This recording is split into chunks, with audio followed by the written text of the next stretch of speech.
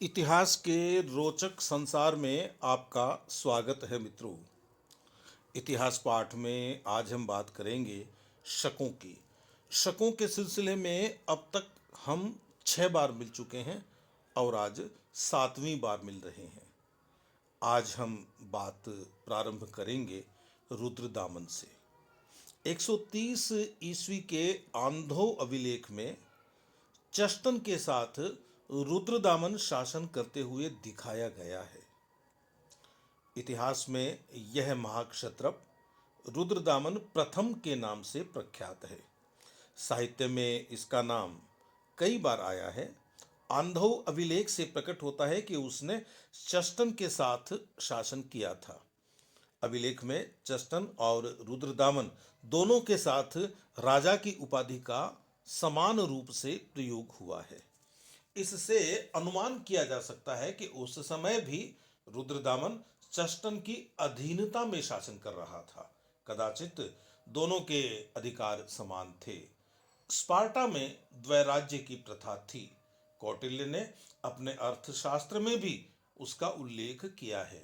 उसी द्वैराज्य प्रणाली का ज्वलंत उदाहरण हमें चष्टन और रुद्रदामन के साथ मिलता है। आंधो अभिलेख की तिथि 52 शक संवत अर्थात 130 ईस्वी है। इस समय रुद्रदामन चष्टन के साथ सिंहासनासीन था, लेकिन कुछ विद्वानों का मत है कि रुद्रदामन 140 ईस्वी के बाद सिंहासन पर बैठा, क्योंकि 140 ईस्वी के लगभग लिखे गए अपने भूगोल में टॉलमी उज्जैन के राजा चष्टन का ही उल्लेख करता है। लेकिन यहाँ हमें ध्यान रखना चाहिए कि टॉलमी ने भूगोल लिखा है, इतिहास नहीं लिखा। कदाचित दोनों शासकों में से उसने वयोवृद्ध शासक चष्टन का ही नाम लिखा जाना अधिक उचित समझा।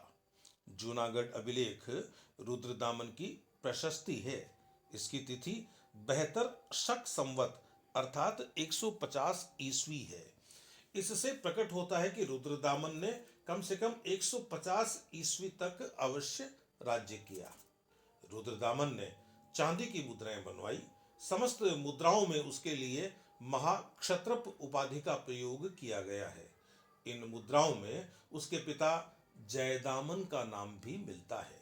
कुछ मुद्राओं पर जयदामन पुत्रस लिखा है और कुछ पर जयदाम पुत्रस। बाद वाली मुद्राओं पर रुद्रदामन की आकृति वृद्धावस्था की सी लगती है। इससे प्रकट होता है कि वह दीर्घकालीन शासन करने के पश्चात मृत्यु को प्राप्त हुआ था। आंधो अभिलेख से प्रकट होता है कि चष्टन और रुद्रदामन सम्मिलित रूप से कच्छ प्रदेश पर शासन कर रहे थे।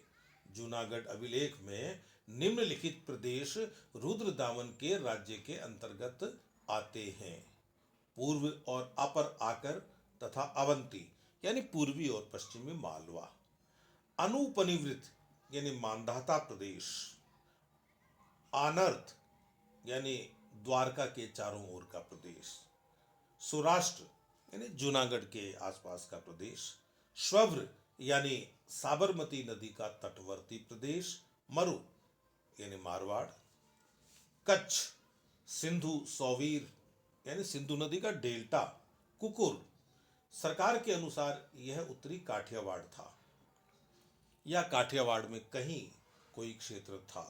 अपरांत उत्तरी कोंकण को कहते हैं, निषाद, सरस्वती और पश्चिमी विंध्य प्रदेश और कुछ दूसरे प्रदेश, जिनमें ये जो नाम अभी अपन ने लिए, इन नामों में सौराष्ट्र, कुकुर, अपरांत, अनूप, अकरावंती के प्रदेश गौतमीपुत्र सातकर्णी के अधीन थे। इन नामों के अतिरिक्त या ये जो नाम अपन ने लिए हैं, इन नामों से जुड़े हुए कुछ प्रदेशों की बात की जा रही है। तो स्पष्ट है कि रुद्रदामन ने इन प्रदेशों को गौतमीपुत्र के किसी उत्तराधिकारी से लिया था।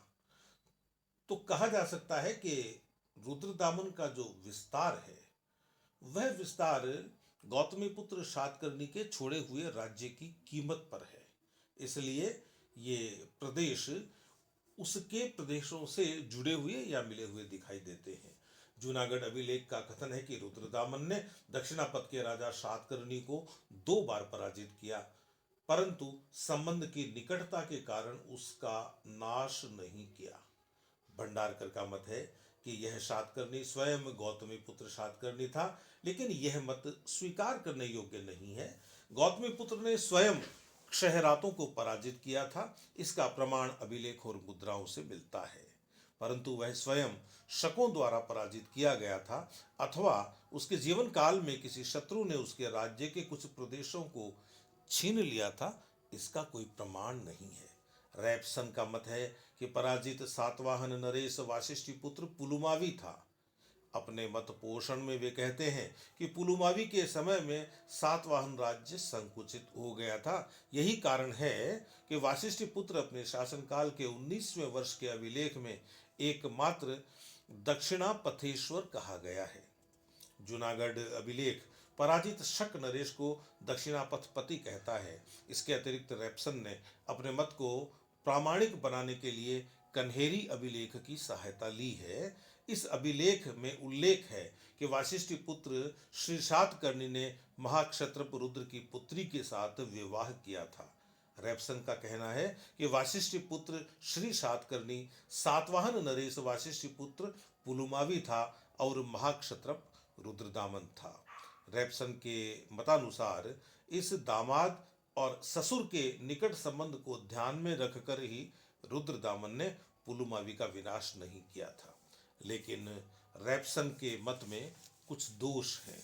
किसी भी अभिलेख या मुद्रा में वाशिष्ठी पुत्र पुलुमावी को वाशिष्ठी पुत्र श्री सातकर्णी नहीं कहा गया है। टॉलमी के अनुसार वाशिष्ठी पुत्र पुलुमावी चस्टन का समकालीन था, अतः यह कैसे हो सकता है कि वाशिष्ठी पुत्र पुलुमावी ने चस्टन की प्रपौत्री से विवाह किया हो। कुछ विद्वान पराजित सातकर्णी को वाशिष्ठी पुत्र पुलुमावी का कोई उत्तराधिकारी मानते हैं। दुब्रील इसे वाशिष्ठी पुत्र शिवश्री सातकर्णी मानते हैं, परंतु उसे गौतमी पुत्र सातकर्णी का कोई उत्तराधिकारी मानना अधिक न्यायसंगत प्रतीत होता है। गौतमी पुत्र सातकर्णी के बाद ही सातवाहन राज्य का क्षय हुआ, अतः पराजित नरेश गौतमी पुत्र का ही कोई उत्तराधिकारी रहा होगा। अतः पराजित नरेश गौतमी पुत्र का ही कोई उत्तराधिकारी रहा होगा। चस्टन की प्रपौत्री के साथ विवाह करने वाले सातवाहन नरेश को वाशिष्ठी पुत्र पुलुमावी के पहले ही होना चाहिए। इस प्रकार पराजित सातवाहन नरेश का काल गौतमी पुत्र सातकर्णी और वाशिष्ठी पुत्र पुलुमावी के कालों के बीच होगा। डॉक्टर राय चौधरी के मतानुसार कन्हेरी अभिलेख का वाशिष्ठी पुत्र श्री सातकर्णी वाशिष्ठी पुत्र पुलुमावी का कोई पूर्वगामी भाई रहा होगा। हम जानते हैं कि सिंधु सौवीर पर रुद्रदामन का अधिकार था।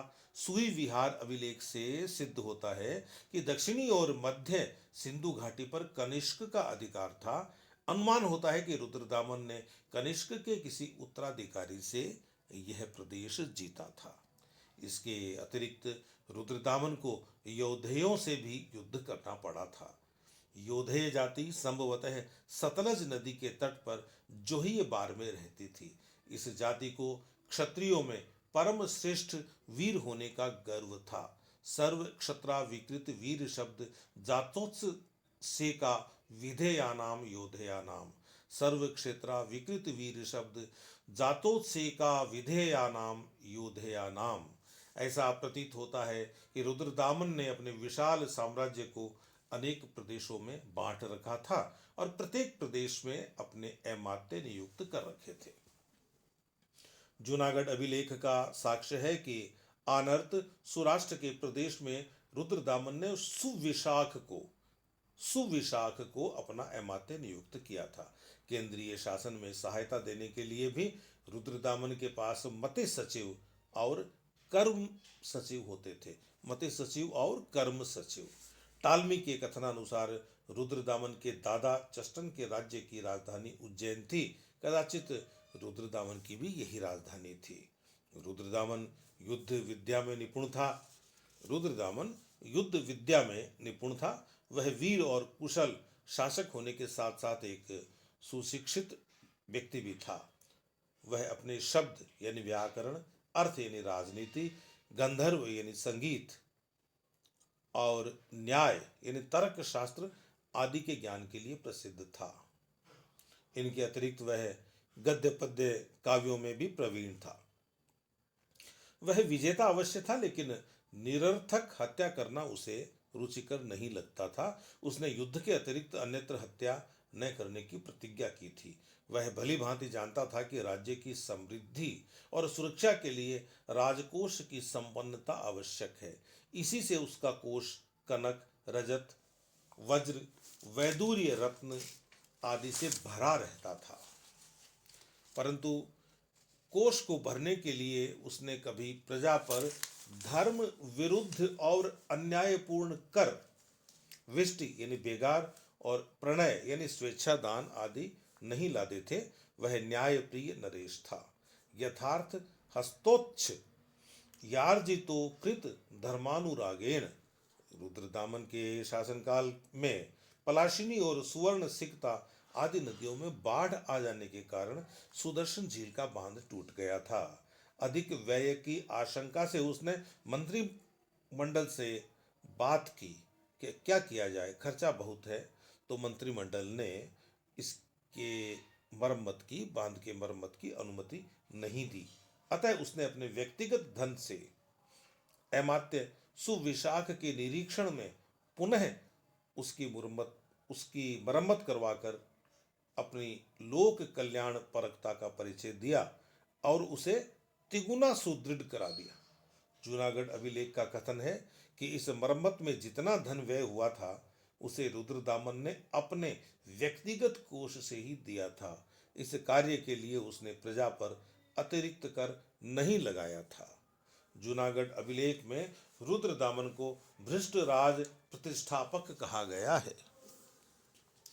इससे अनुमान किया जा सकता है कि उसने अपने द्वारा अथवा गौतमीपुत्र शातकर्णी द्वारा कुछ पराजित राजाओं के राज्य वापस कर दिए थे।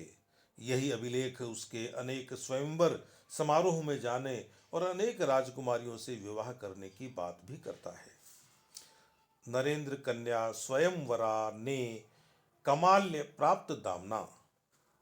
उसका नाम, उसकी राजभाषा यानी संस्कृत, उसकी मंत्री परिषद, उसके अधीन विषय, उसके विवाह सभी मिलकर एक ही बात को प्रमाणित करते हैं कि उसका पूरी तरह भारतीयकरण हो गया था।